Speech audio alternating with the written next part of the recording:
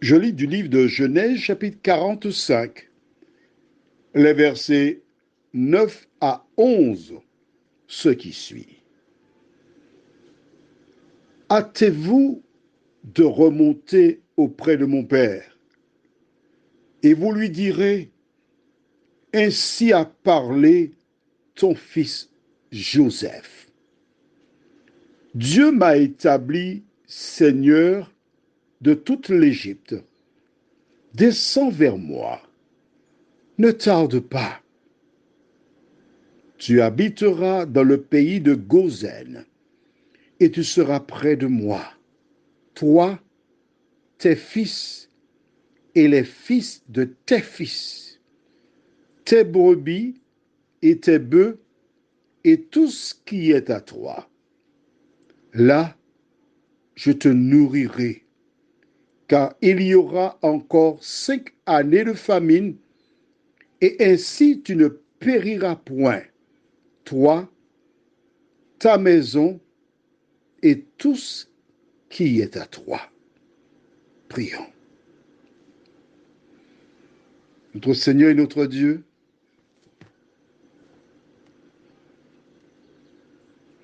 les frères de Joseph sont encore tétanisés. Et tandis que nous prendrons le temps pour comprendre ces références, nous ne saurions le faire sans l'intervention régulière du Saint-Esprit. Merci de nous éclairer, nous t'en prions. Au nom de Jésus et pour ta gloire éternelle. Amen. Joseph, ayant décliné son identité, donne un message à ses frères. Hâtez-vous de remonter auprès de mon père, et vous lui direz, ainsi a parlé ton fils, Joseph. Waouh! Est-ce que tu vois que c'est pas facile, l'éducation? Ce qui a été semé, une fois que c'est tombé en terre, ça porte du fruit. Joseph devrait dire, hâtez-vous de remonter vers notre Père et non pas vers mon Père. Mon article possessif. À moi.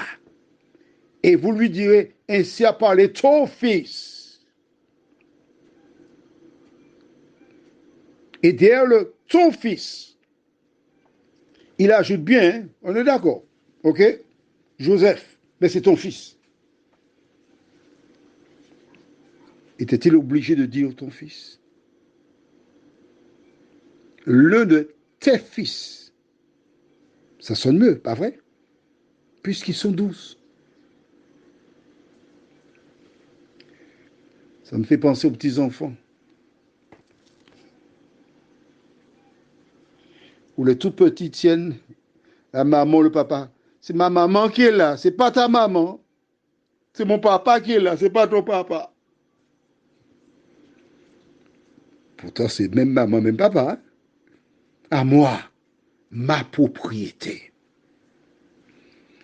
Est-ce que tu vois comment ce récit est parlant? Où il te montre qu'il faut aimer tous tes enfants de la même manière. Prodiguer l'amour, qu'il n'y ait pas de favoritisme entre les enfants, car souvent ces derniers reproduisent ce que tu leur donnes. Et c'est exactement ce que fait Joseph.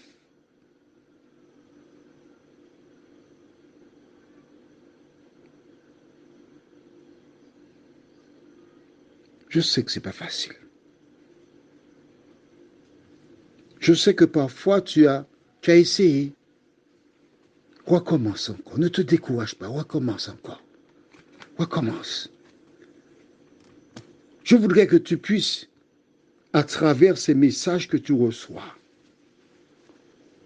entendre Dieu te dire, continue mon enfant, ne t'abandonne pas, n'abandonne pas, ne te décourage pas, continue, recommence, recommence.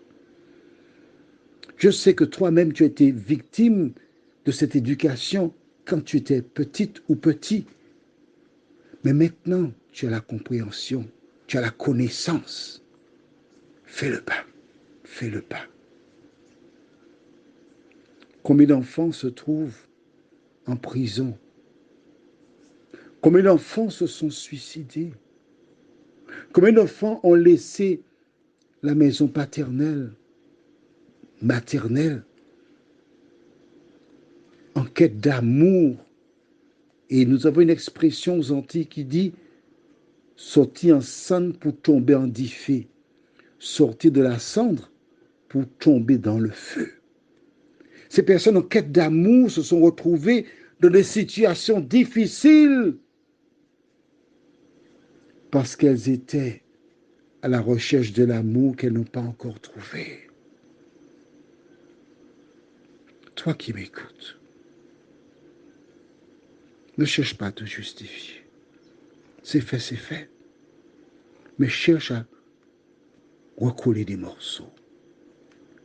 Cherche à parler avec ton cœur à ton enfant et lui dire, j'ai mal agi, je reconnais.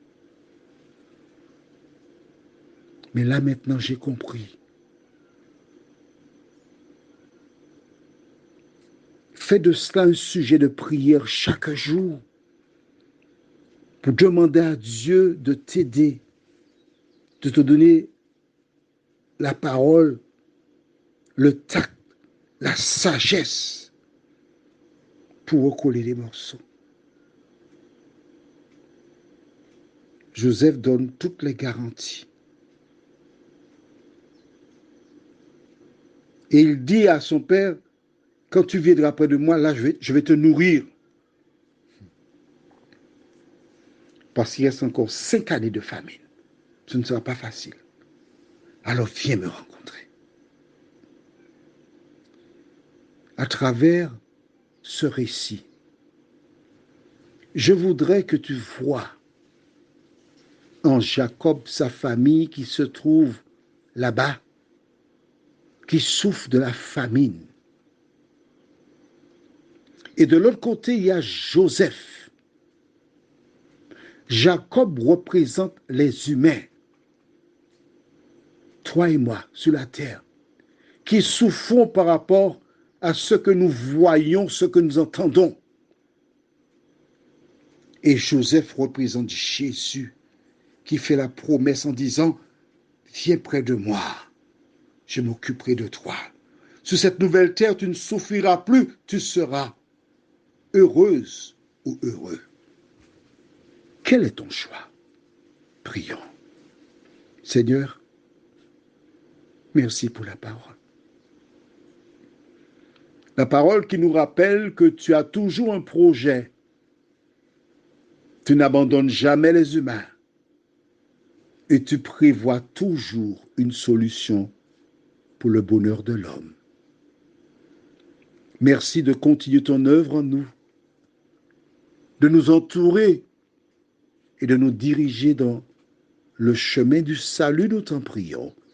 Au nom de Jésus et pour ta gloire éternelle. Amen. Je te souhaite une bonne nuit, en attendant de continuer ce beau récit avec toi demain, si Dieu nous prête vie.